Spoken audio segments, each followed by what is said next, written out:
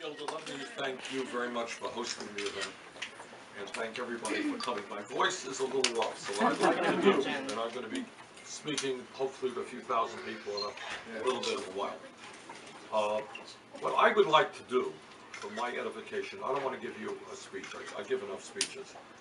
What I would like to do is have a frank discussion, if I could, and ask you a very simple question. The reason I am in Louisiana today, and why I was in Texas last week, and why, God help me, in the middle of August I'm going to be in Alabama, Mississippi, South Carolina. That is not the smartest thing, but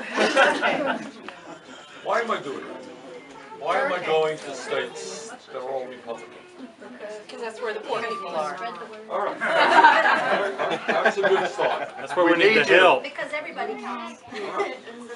All right. Yes, ma'am. The weather here this time of year. That's right. You're absolutely. I'm gonna get out of Vermont, where it's nice and cool, and come to Louisiana. You're right. That's why I'm here. All right. We have the biggest idiot for governor. I think I wanted to see that. All right.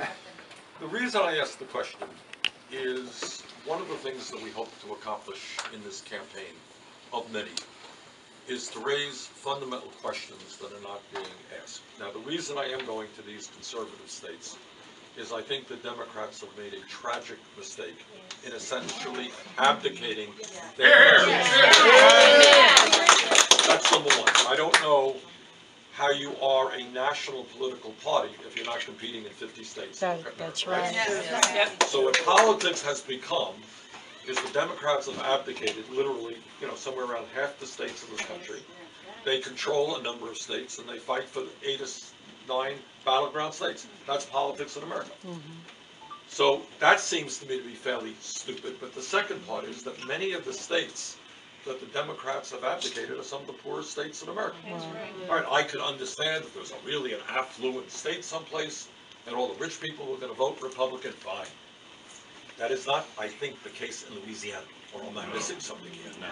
All right, you got a state with massive amounts of poverty, with huge numbers of people who have no health insurance, right? Yes. Where people are making abysmally low wages, right? Yes. So how do you abdicate your presence in a state like this and give it over to the Republicans? Thank you. I don't know.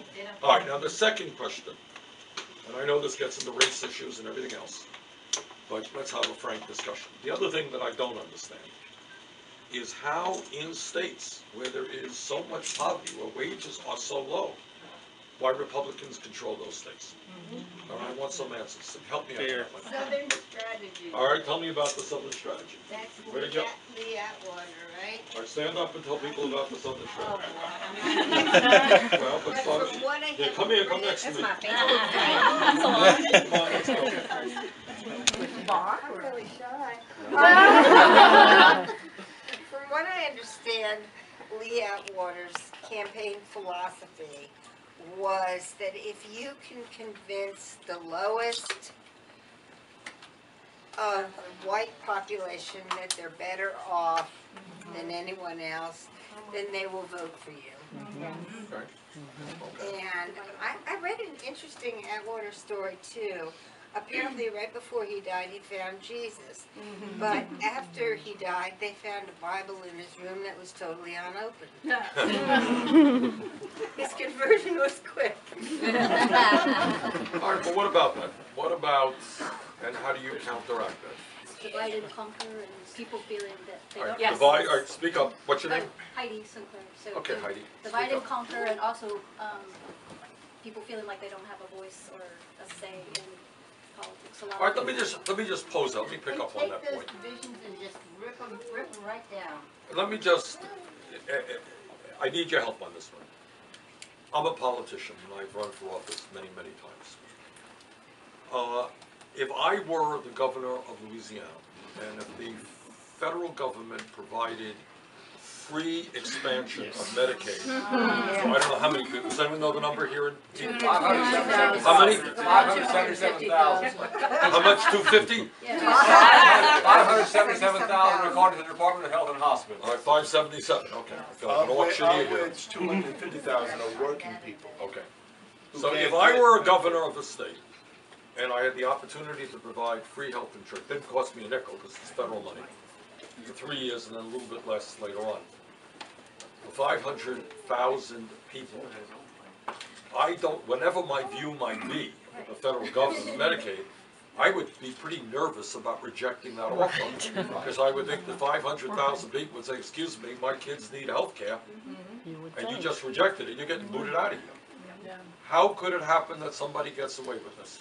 Who wants to help me out on this? Yes, sir.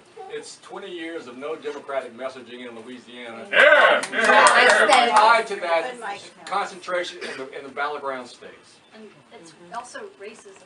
Because It's all predicated on fear. Obama, and when I go out into the poor areas and they tell me, well, my hospital's being closed, the clinic's being closed, they say it's because of that darn Obama. Right. I'm like, no, it's not. All right, so what I'm hearing, some interesting points. Okay. Is there not much, is the average person not hearing a progressive message in Louisiana? Lack of knowledge, yes. Lack of knowledge. I would say in my age group, 20s to 30s, most people's political party affiliation is based on how they grew up. If their parents are Republicans, they're Republican. And they couldn't even tell you why they vote that way. They just know, I don't know, my mama votes red, I vote red. And I think it's lack of knowledge across the board. And that's all predicated on fear. You're afraid to change, you're afraid to take and do this, take a challenge, and so you take and stay with what is known instead of taking the biggest difference between the GOP and the Democrats is the GOP feeds on fear and allows it to control everything. The Democratic Party says, okay, there's fear out there, but there's nothing to fear from fear except fear itself. We accept that, we move on. But that doesn't get heard in most of these communities because fear is all you know. Fear is a lie. Across the radio spectrum in South Louisiana, all you hear is conservative radio talk show. No liberal. Yes. No liberal, just conservative radio talk. You know? And our message is not getting to the grassroots. There's also the idea that, One at a time, please. I'm sorry, there's also the idea that white people who are lower middle class, poor, working people do not see themselves in that light.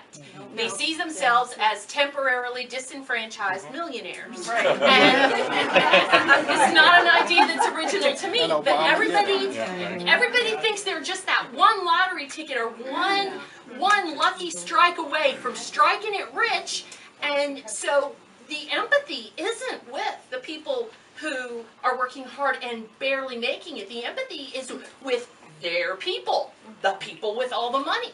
Louisiana's Republicans here are also very pro-life until the child is born. After the child is born, they don't give a damn. They aren't interested in education but they're not even for prenatal care. No. They're not even for pre-K. It's not that bad. They don't want the government in their government. But it's not that bad because when you look at even in the reddest red states, you still have 35, 40%, 45% who are Democrat. So, you know, when they say it's a landslide in a red state, that's only like 10%. And so the rest of us feel like we're just being ignored and forgotten. And it's actually a pretty large minority there. Do the national Democrats pay much attention to these? No. That's why I'm shocked you're here. Why would I be shocked to being in New Jersey? This is New Jersey. Plainton, Louisiana, all right. So, Bernie, let me give you an example. Co-workers of mine don't have a lot of money. Lower middle class working. They think they got a lot of money. No, they don't. They don't think they have a lot of money, actually.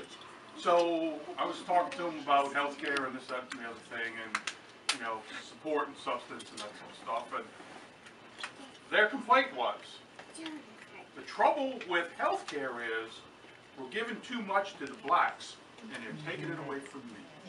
It's not all of us, it's us and them. And that's the attitude we see all the time. It's not we're all in this together. It's those people, and they always use the those people, right? Those people are taking it away from me. Nailed it. Yeah, more discussion. Who hasn't participated yet? That's a very good point. Yes, ma'am. Bernie, I'm the food stamp lady. Okay. I work for SNAP. And I will tell you that we're required with every person who applies, even if they just call to say hello, to ask them, are you a registered voter? Can I assist you in registering to vote? And the majority of them say, no, thank you. And I think to address that problem, but also I can tell you, the people you think are getting food stamps are not the people. That's right. And there's a lot of working people out there getting food stamps. I have to say probably 75% of the people I talk to have some type of job. So, but they have no regard for voting. You have totally lost them. But they also are afraid to go vote. In my town, in Covington, Come here. they're afraid to vote. Can you all hear her? Yes. Yeah. Okay, be as loud as you can. They're afraid to vote. In my town, they have to go to the courthouse and go through security. I was privileged to take someone to his first time to vote, and his only time to vote because he died later. But they made him go through security 3 times. What do you mean go through security? To go vote. They have to go vote in the city courthouse to go through security. Oh, I see. So they're frightened to vote. But they have changed it so that their voting place is in this giant courthouse. And they have to walk up and go through security. Just one of many deterrents to voting. And if you have a district that is geared Democrat, that's where their arrest records are the highest. Because they want to arrest them and get them to where they can vote. You think that's intentional? Intentional, absolutely. I work in the prison system, it's intentional. Yeah. You know, I can tell you what we're thinking of doing. We have a lot of pieces of legislation and ideas we're going to introduce during the campaign.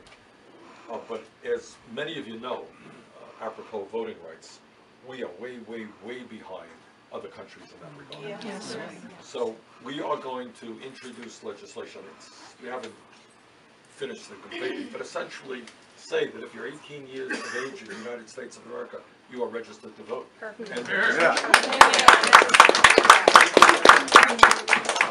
And other countries do that to varying degrees. But it's interesting to hear that so many years after the Civil Rights Act, that there is still intimidation and fear. All the time. Do people? Let's stay on that point. All minorities. It's an open secret. Do people actually, those of us who vote, and we all vote, it's not a big deal. But what I'm hearing you say, for new voters, there is a fear element to register and so forth. All ages. All ages. This man was an old man, had never voted, came from a family of 13, and he was an amazing individual, and he got to vote for the first time for Obama. Do people agree? Your name is? Sally Dunn. People agree with Sally on that? Absolutely. Give me some other examples of fear in voting. Some of them are goofy, but my family, I'm the only person in my whole family who's ever voted.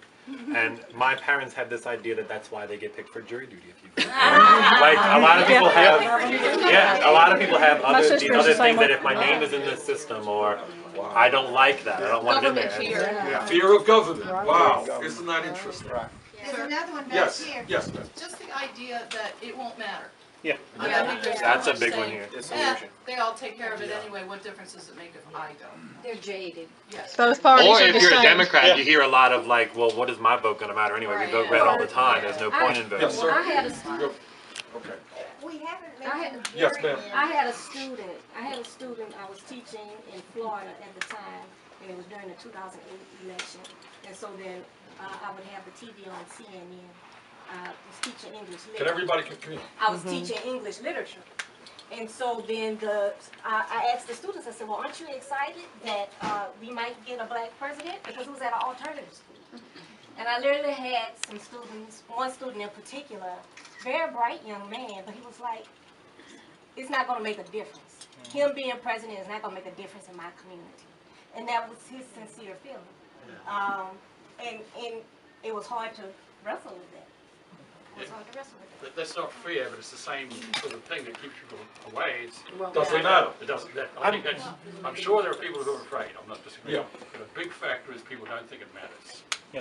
Well, when you And- look at tax breaks alone, like the lower income people are fed this lie that tax breaks help us.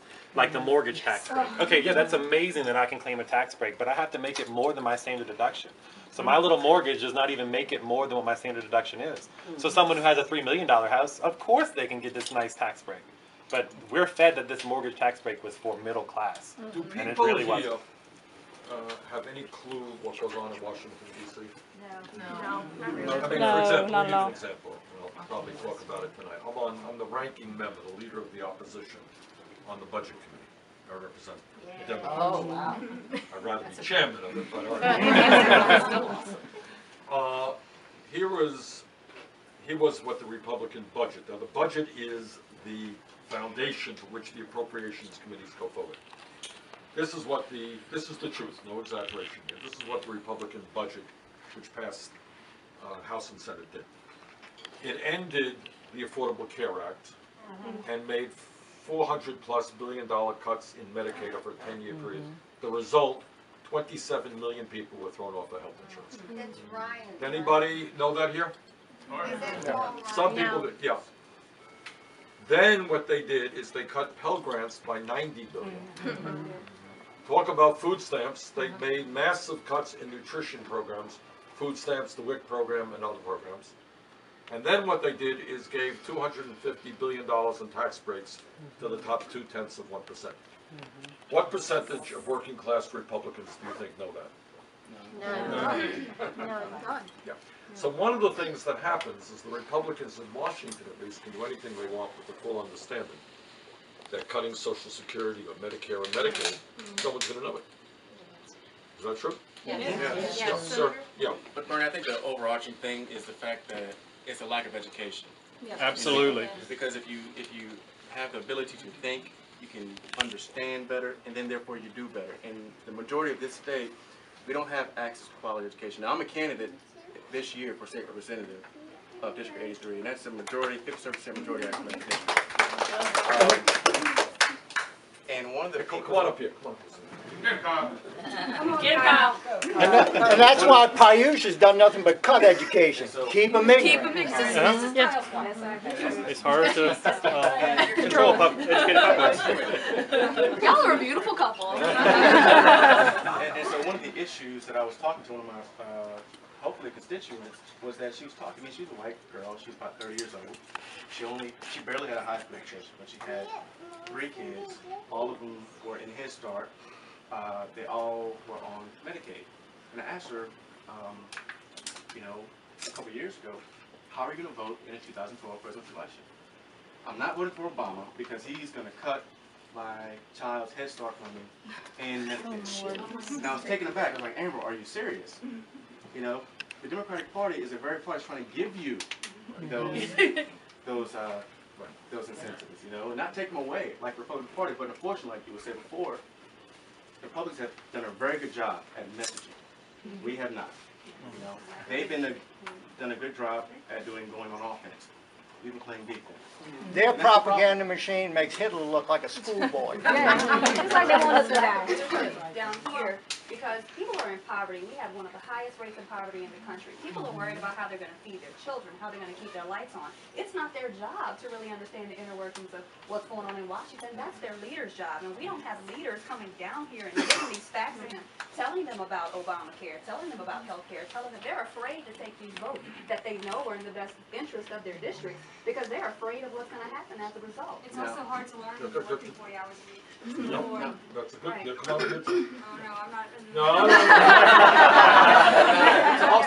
To also expand upon that, it has not just been Republicans' fault. It's also been Democrats' fault. Yes. Because in my district, 57% majority African American. My district voted to re-elect Mary Landrieu, 80% of the vote. My district voted 70% to re-elect Barack Obama. My district also, 1 out of every 3 African Americans between the ages of 19 and 64 are without health care. 1 out of 3. 1 out of 3. Okay? 1 out of 4 is everybody. Okay? The incumbent in that seat right now did not vote to expand Medicaid. He also voted for Democrat? Yes. He also voted for a bill in 2010 that would have prohibited the federal government from mandating that the people of the state, in this state, be required to get health care through the exchange. That's blatantly unconstitutional. He voted for that. Then when I asked him about it, he said, well, Kyle, are you aware that some people just don't want it? You know? All right, I want to get, all right, you made a good point. Well, no, it's that, when you're working 40, even 60 hours a week and then you have kids at home and whatnot, and you just don't have time. So the most that you see are just the headlines that run across the news that are real quick and what they tell you. It's mostly just, and it's mostly just, shooting here or whatever. Right, You don't have time to learn what's going on. Also, Yes, ma'am. some of the people in the rural areas of this state don't have access to the internet. And Bobby Jindal refused money for them to get internet access from the federal government. He refused that money. So some of these people have no Access to information. And that's not just rural, it's urban too. Is that what they do get is a lot of right-wing radio, Rush Limbaugh and all those guys? Yep, we get that all day. Fox. Yes, ma'am. She wants to answer. Yes. Yes, ma'am. Oh, can I ask you a question on a completely different topic? Yes. How is it that you have an A+ rating from the NRA? That's a good example of a lie. It's a lie. Good, I'm glad. Where did you see that? On the internet or something? I'm sorry? No, you don't. Where did you see that? Probably on Facebook. I have a D to F rating from the But here's an example. But that's just the fact. It's D to F. But here is the facts. And I was on Meet the Press this morning. That's what I was talking about. In my state, we are a very rural state, and thank God the crime rate is reasonably low. But most of our people have guns, and the guns are used for hunting, used for target practice. That's how they're used. And we have no. And the people that know that are the people that are frightened of them because they live in a house. But if we're going to have a frank conversation, you can go on Facebook on Metairee's garage sale, and people are selling guns for anybody to go get. It's such easily accessible for anyone to get. If it's not legal here, they won't, Yeah. Okay, other thoughts from people who haven't made the first comment? Yeah. I think it's important to stay on core messages. One of the messaging problem in this environment is really significant, because when you look at the Democratic Party history, the Democratic Party has delivered important kitchen table economic issues to people that aren't being talked about. Social Security was delivered by the Democrats over the protestations of the Republicans. Right. The GI Bill was delivered by the Democrats over the protestations of big business. Right. Medicare, Medicaid was delivered by the Democrats. The messaging out of Washington is getting distracted on things like these cultural issues, one of which is guns, and not focusing on the core economic issues.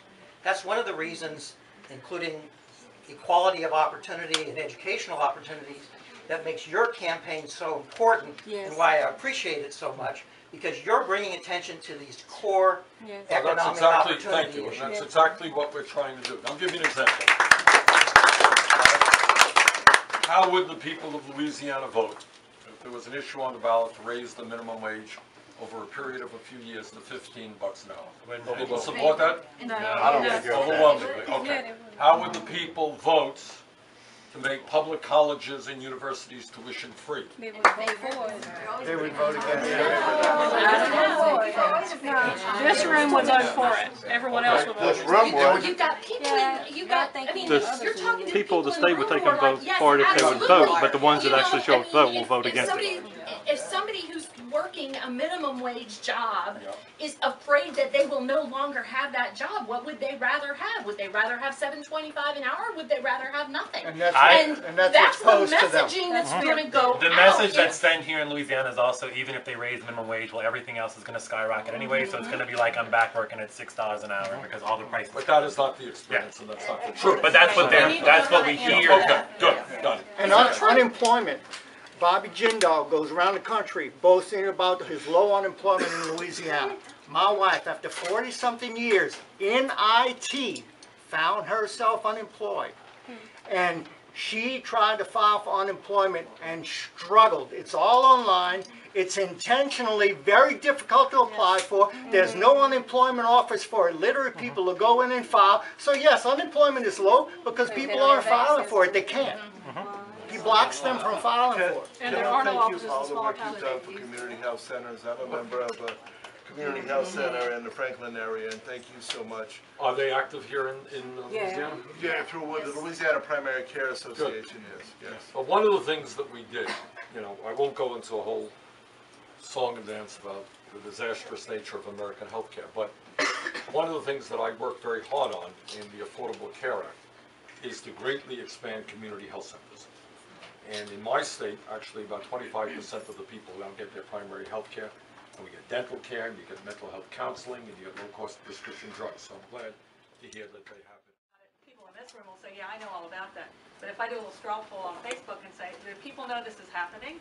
People who I think are pretty smart and make pretty good decisions in life will say, I didn't hear about that. I didn't know that was happening, and that's a horrible idea. But it's already too late by the time.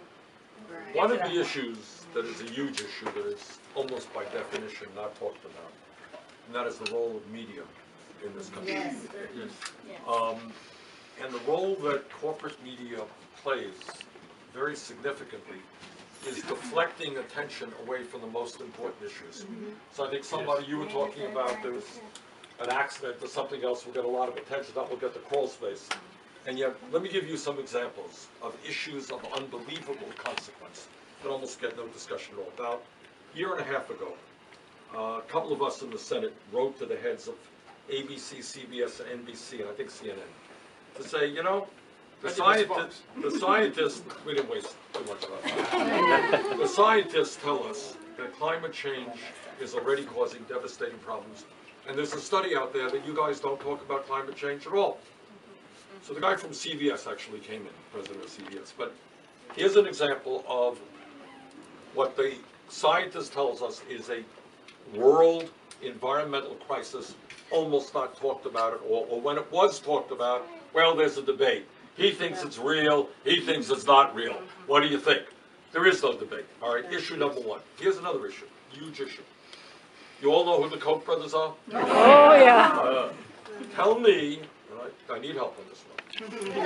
If you have read an article or seen something on TV which tells you what the Koch brothers actually stand for. What do the Koch brothers want? What's their agenda? Anyone know? Make themselves richer? Political power. All right. The answer is the Koch brothers will spend over $900 million in this election. That is more money than either the Democratic Party or the Republican Party will spend. We don't know exactly what their agenda is, but we have a pretty good idea. In 1980, David Koch ran for Vice President of the United States on the Libertarian Party ticket. This is what his agenda was. Eliminate, end Social Security, end Medicare, end Medicaid, end the U.S. Postal Service, end the Environmental Protection Agency, end nutrition programs, end public education in America. Now, that was 35 years ago. Have they changed their views? Maybe, but I don't know that they have.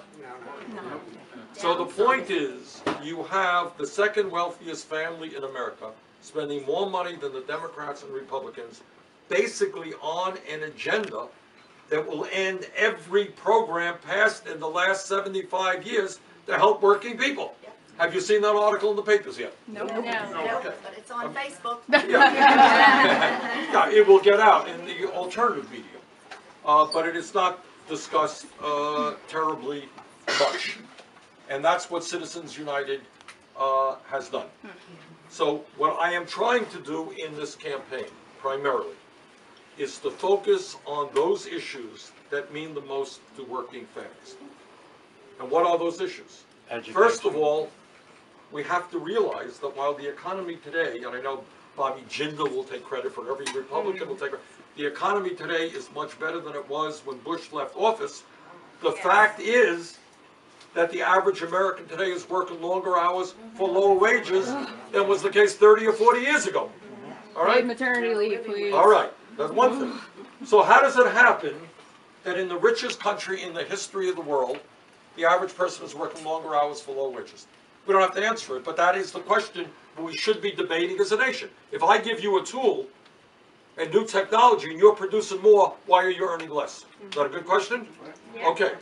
Why is it in the United States we have the highest rate of child poverty of any major country on earth? 20% of our kids are living in poverty. Why do we have more income and wealth inequality? You want to hear inequality? The top 1/10 of 1%, 1/10 of 1% owns as much wealth as the bottom 90%. 56% of all new income is going to the top 1% today. Is that an issue you think we might want to be discussing? Yes. What about